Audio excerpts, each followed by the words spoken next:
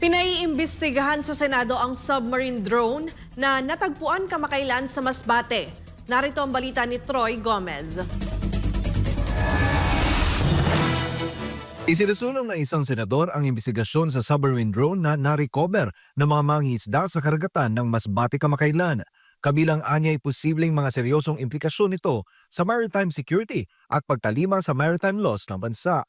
Araw ng Lunes, January 6, ay naghain ng resolusyon si Senator Francis Tolentino para siyasatin ng Senado ang insidente kung saan natagpuan ng isang grupo ng mga mangingisda ang drone na palutang-lutang sa karagatang sakop ng Barangay Inawaran sa bayan ng San Pascual, Masbate.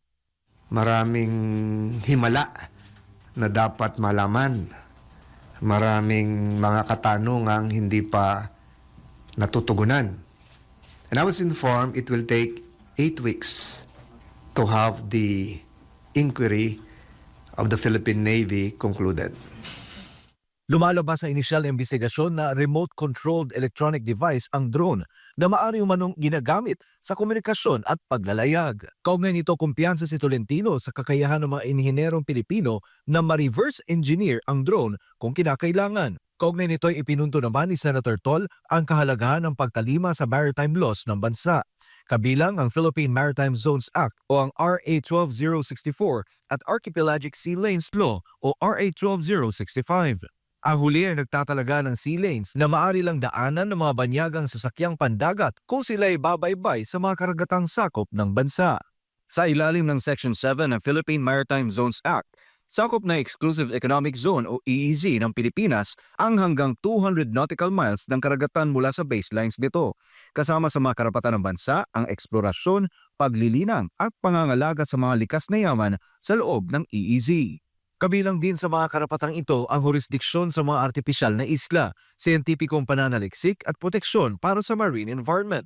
Ang anumang uri ng marine scientific research, kabilang ang paggamit ng drones, ay dapat tumalima sa mga probisyon ng UNCLOS at maritime laws ng bansa.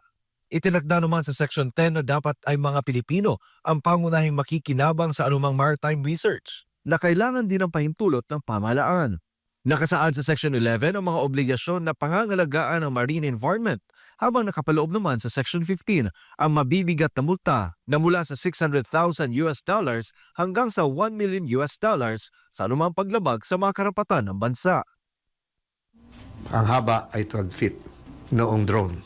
Ang length, ang kulay ay dilaw. Ang purpose, scientific research because of the colors. Ang kulay kasi ng scientific, dilaw at pula. Kung ang drone naman ay mapapatunayang pag-aari ng banyaga, dapat itong sumunod sa mga regulasyon at may karapatan ng pamahalaan na ito ay kumpiskahin at suriin ang nasabing drone. Para sa Diyos at sa Pilipinas kung mahal, Troy Gomez nag-uulat, SMNI News.